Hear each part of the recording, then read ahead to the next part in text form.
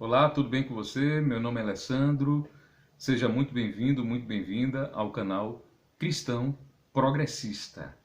Bem, hoje, como reza a boa didática, eu quero fazer uma linha do tempo aqui com você, uma linha do tempo política, para você entender de uma forma bastante simples, bastante perspicaz, creio eu, espero eu, a questão política que nos levou a 2019 nesse estado de calamidade que nos encontramos, né? Então, traçando uma linha do tempo, traçando os fatos cronologicamente, você tem uma ideia, você fixa melhor, você tem uma ideia mais clara do que aconteceu e por que chegamos no Bolsonaro, tá? Então, sem muita demora, vamos lá, até porque o professor ele precisa ser objetivo, e eu sempre nas minhas aulas, eu procuro ser objetivo. E outra coisa que eu quero destacar aqui, não vai haver nesse vídeo fake news de forma alguma, teorias da conspiração, até porque eu sou um pesquisador. Eu não gosto de debates baseados em fake news. Eu sempre pesquiso a fonte, sempre peço para que me citem as fontes. Então, para mim é tudo muito claro. Eu gosto das coisas muito certas na questão de você estar acusando alguma coisa, acusando alguém. Então, isso para mim não rola. Essa questão de você debater em rede social baseado em fake news, baseado em disse-me-disse, isso para mim não cola, tá? Então, tudo que você vai ouvir aqui, até porque o cristão em si, ele tem que se afastar o máximo que ele pode da mentira. Ele tem que se afastar disso, ele tem que procurar ser o mais sensato possível. É por isso que eu sempre digo, que eu fiz até um vídeo recente, dizendo que o cristão ele não pode apoiar quem discursa sempre baseado em fake news, baseado em mentiras. E o cristão hoje, ele não tem a desculpa mais de dizer, não, eu ouvi a pessoa falando, eu confio naquela pessoa, mas infelizmente eu caí. Eu caí na lábia daquela pessoa. Não, você não tem mais desculpa. Porque hoje a informação está muito fácil. A informação está muito acessível a você. Então você não tem desculpa mais. Ah, mas o nível da pessoa é um nível que não permite que ela investigue. Permite, sim. Todo mundo consegue investigar, todo mundo chega lá no Google, pede para alguma pessoa que saiba escrever melhor do que você. Ou, enfim, hoje não tem desculpa mais de você investigar as fontes daquilo que dizem para você, certo? Por isso que eu não sei como é que tem cristão ainda que seguem pessoas que são tão ardilosas, que vivem baseadas em mentiras. Então isso para mim é inadmissível hoje. Então vamos lá. A linha do tempo política que nos levou a essa situação que nos encontramos hoje. Em 2008, 2009, a Lava Jato, o embrião do que seria a força-tarefa da Lava Jato, foi treinado pelos Estados Unidos. Aqui no Brasil, Rio de Janeiro, São Paulo, Curitiba.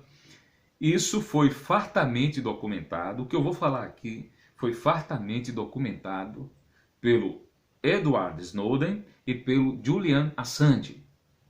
O Julian Assange está preso na Inglaterra. O Edward Snowden está refugiado na Rússia, certo? Ambos são peças-chave dessa questão que estamos vivendo hoje. Não que eles sejam os culpados, pelo contrário, eles são as pessoas que trouxeram à luz os documentos, os fatos reveladores de todo esse esquema. Então, 2008, 2009, o treinamento dos Estados Unidos, treinamento inclusive que continha como você fazer uma delação premiada, como você coagir testemunhas, como você intimidar suspeitos, como você praticar de forma bem-sucedida conduções coercitivas, ou seja, um arcabouço de aberrações jurídicas, inclusive aberrações policiais. Então, o Ministério Público, a juízes, a Polícia Federal, todos eles foram treinados minuciosamente para que todo esse arcabouço do arrepio da lei fosse posto em prática. Depois de 2010, aquele cara super legal, aquele cara da hora, aquele cara super bacana, super gente boa, boa praça, chamado Barack Obama, estava espionando a Petrobras, exatamente, para você ver que em relação aos Estados Unidos, no establishment dos Estados Unidos, não existe democratas, republicanos. Todos eles estão subordinados, né? Estão suprimidos por forças maiores, sejam forças do próprio exército americano, que é muito forte, forças locais ou forças de multinacionais. Estão acima da presidência que está ali, independente da ideologia partidária daquele presidente, né? Você vê que foi um democrata que estava espionando a Petrobras. Através dessa espionagem, a força-tarefa da Lava Jato começou a engrenar suas rodas, certo? E começou a investigar desvios de condutas, desvio de verbas, inclusive, da Petrobras, com assessores, pessoas que estavam ali indicadas pelo PT. O PT errou realmente por não ter fiscalizado quem ele colocaria dentro da Petrobras, quem ele colocaria para gerir a Petrobras. Agora, contando um fato histórico, a Petrobras ela vem sendo surrupiada, ela vem sendo mal gerida desde antes do PT. Já no governo do FHC, já no governo do José Sarney, já no governo dos militares.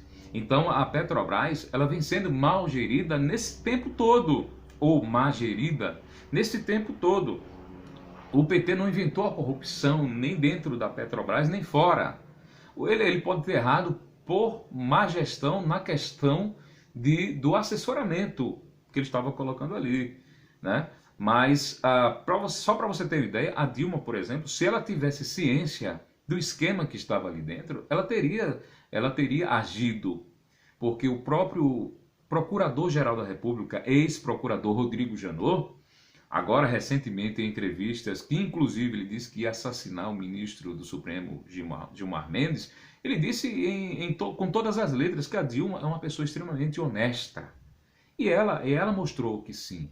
Inclusive, quando ministros do governo dela cometeram irregularidades, eles foram postos para fora. Ela não contou conversa, né? Então, ela teria feito a mesma coisa com esse pessoal que estava agindo na Petrobras. Mas, enfim, a Lava Jato tomou forma, o vazamento dos grampos ilegais dos Estados Unidos deu início à Lava Jato, o que é extremamente ilegal, porque a Lava Jato já está baseada em atos ilícitos. Só por isso a Lava Jato em si já deveria ser motivo de suspeição, já deveria ter sido ilegal toda a investigação dela. Mas isso passou, tudo bem, eu não sou advogado, não sou da área de direito, as pessoas deveriam ter entrado mais a fundo nesse entendimento. Então chegou 2013, 2011, 2012 ficou aquela coisa morna, 2013 as manifestações, já uma engenharia social propositalmente ali arquitetada para que a Dilma, que em 2014 ia concorrer às eleições, ela não fosse eleita, né? 2013 já ia haver as eleições. Então, em 2014 provavelmente ela seria eleita. Para que evitasse isso, se criaram as manifestações de 2013, que começou com aquela pauta de 20 centavos, né, no aumento do transporte coletivo, e depois essa pauta se perverteu para questões de corrupção. E depois ainda se perverteu ainda mais, se centrando, se focalizando na questão da corrupção de um só partido. O William Bonner, com toda aquela pose do cara, né, íntegro, honesto, que passava aquela confiança para a população em geral, com aquele oleoduto, né, aquele cano assim, jorrando dinheiro o tempo todo, horas e horas mostrando aquilo. Então, William Bonner, boa noite. O PT, papapá, e aquilo ali foi fazendo a cabeça do imaginário popular. E ficou incutido na mente das pessoas que chegavam cansadas em casa, iam assistir o William Bonner, e ficou incutido que o PT era o grande vilão de todos os tempos do Brasil. E isso foi criando essa história. A mídia comprou porque a mídia ela é cooptada facilmente quando existe muita grana envolvida, né? Quando o esquema de corrupção é muito grande. Para você ver que em 64 a Globo se envolveu no esquema da ditadura, depois foi pedir desculpa. Agora, em 2019, 2018, nas eleições, foi pedir desculpa. Daqui a 30 anos ela vai pedir desculpa por ter se envolvido também nesse grande esquema que a gente está vivendo hoje. Você vai entender por que esquema. Os fatos já estão aí bem claros, já estão vindo à tona e não tem como fugir disso. A pessoa com o mínimo de inteligência, ela vai perceber. Então, o que aconteceu? A Dilma ganhou. As manifestações, mesmo assim, vindo com aquela pressão, não adiantaram muito. A Dilma ganhou. O PT, a esquerda, ela estava fazendo bons governos, ela estava fazendo boas gestões. E o povo não queria mexer no time que estava ganhando. A verdade era essa. Mas, de qualquer forma, a Dilma precisava sair, a esquerda precisava sair. E algo deveria ser feito. O Aécio foi a aposta, né, do pessoal cheirosinho, do pessoal limpinho, da direita, do centro, da centro-direita. Mas ele não ganhou. Ele não ganhou. Então, o plano de se fazer a venda do país ficou adiado. Aí o que é que eles pensaram? Bom, já que a gente não conseguiu ganhar pelas eleições, vamos inventar aqui um artifício, tá, político para que a Dilma saia. Aí inventaram as pedaladas fiscais, certo? Inventaram o impeachment em cima, baseado nas pedaladas fiscais, o que também era uma fraude, o que também foi uma fraude. A própria Janaína Pascoal, que entrou com o impeachment, falou recentemente que foi golpe, que aquilo foi uma fraude. Miguel Reale Júnior, jurista, também falou que foi uma fraude. Vários jornalistas que encamparam a questão do impeachment, que caíram de cabeça na questão do impeachment para colocar Dilma para fora, também já estão falando que foi fraude. O próprio Temer deu uma entrevista no Roda Viva, dizendo que foi golpe. Então está tudo vindo à tona já. Como eu falei anteriormente, o próprio Janot falou que a Dilma era honesta. Então, tudo isso só sedimenta que a Dilma foi tirada à força do governo para poder entrar esse esquema, para poder entrar essa equipe de sórdidos para tomar conta do Brasil e vendê-lo, vender as nossas riquezas, vender os nossos minérios, o nosso petróleo, o nosso pré-sal. Então o que aconteceu? As pessoas botaram verde e amarelo, né? Seguiram o que o William Bonner falou, botaram verde e amarelo e trouxeram os caras mais corruptos do Brasil para o poder. O Temer, previamente, já sabendo que ia entrar, assinou aquela carta dizendo que não era, que estava desfazendo os laços de amizade com a Dilma, e ele assumiu a presidência, trazendo uma corja de malfeitores nunca antes vista no Brasil, em todos os tempos da história do Brasil. Então, as pessoas colocaram verde e amarelo para trazer os maiores corruptos para o governo. Esses sim, esses era que deveriam ser combatidos e não foram. Aí o que aconteceu? O plano que ia ser com Aécio foi colocado em prática com o Temer.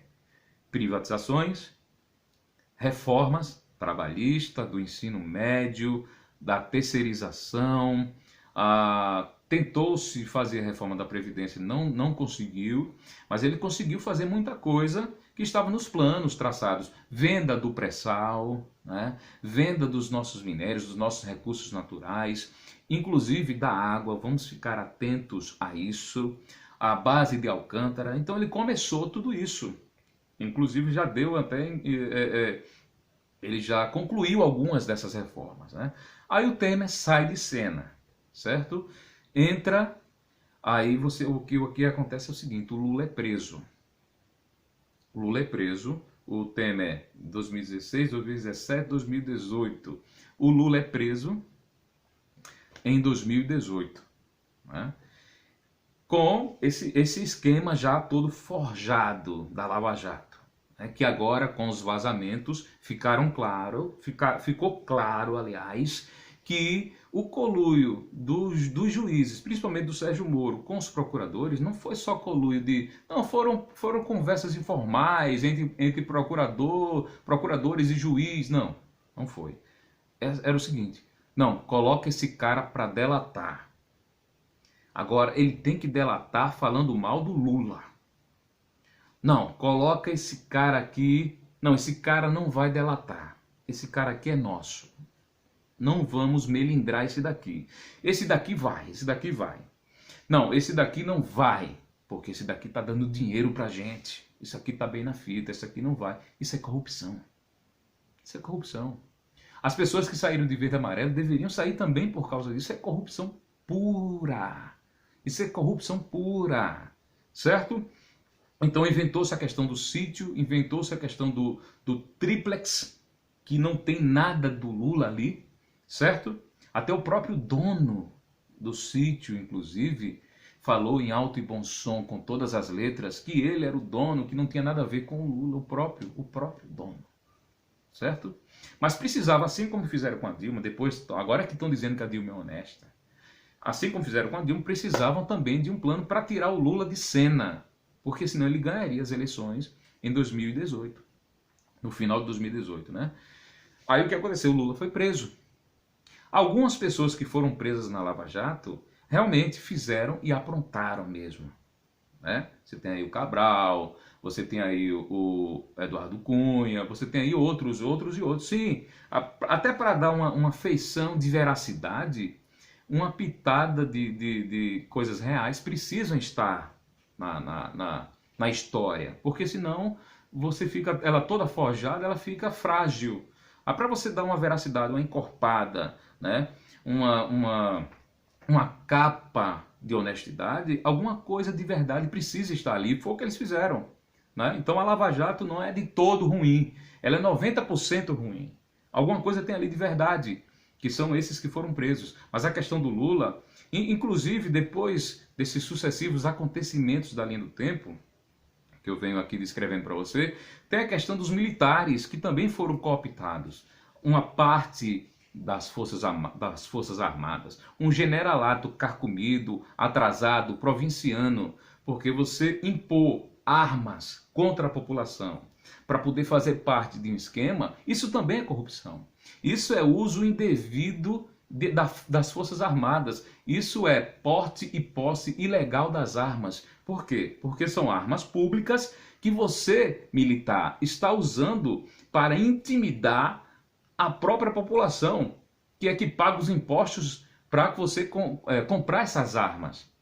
Então isso é uso indébito das armas públicas, certo? Quando você tem 300 mil homens, como o general Vilas Boas falou, 300 mil homens estão prontos a agir se o Bolsonaro não ganhar as eleições, certo? Aí o que aconteceu? O Lula preso, o Bolsonaro baseado em fake news. Depois você pesquisa Steve Bannon, tá? Depois você pesquisa esse cara. Foi o mentor do Bolsonaro, que era auxiliar do Trump, esse Steve Bannon, que conseguiu forjar, fazer toda essa indústria de fake news pela qual o Bolsonaro foi eleito. E o Bolsonaro ele foi eleito sem nenhum projeto praticamente para o Brasil. Ele conseguiu convencer com frases feitas, com frases populistas: vou matar, vou metralhar, você não merece ser estuprada, você é gay, você é nordestino, você é isso, o cara pesa não sei quantas arrobas. Então ele conseguiu convencer. Eu fico admirado, eu como cristão, como um cara tão rude, um cara que apoia um torturador, o torturador que ele apoia, o brilhante Ustra, matou muita gente, torturou muita gente. Como um cristão vai apoiar um torturador? Hã? Já pensou se Cristo olhar para você e perguntar por que você fez isso? E ele vai dizer para você que não te conhece. Você está brincando de ser cristão. Mas tudo bem, vamos voltar para o assunto. O que aconteceu foi que o Bolsonaro ganhou. O Bolsonaro ganhou sem nenhum projeto, com o projeto continuando o que o Temer vinha fazendo, só que de maneira bastante agressiva, muito mais agressiva do que o Temer, né? Com o apoio dos militares, que inclusive coagiram, intimidaram o STF, o TSE, certo? O que eu acho absurdo, eu acho extremamente vergonhoso. Isso fica vergonhoso, inclusive lá fora. As pessoas veem os militares brasileiros como provincianos, como ameaçadores, como mesquinhos. Aí você une o interesse internacional no petróleo, você une o interesse internacional das multinacionais na Amazônia, porque essas queimadas não são à toa. Você tem aí a Cargill, você tem a ADM, você tem aí também a Band. Então todas essas essas três empresas, elas são empresas que lidam com o agronegócio, né? São empresas multinacionais extremamente ricas, que desde a década de 60 já vêm comprando os militares ali naquele setor da Amazônia.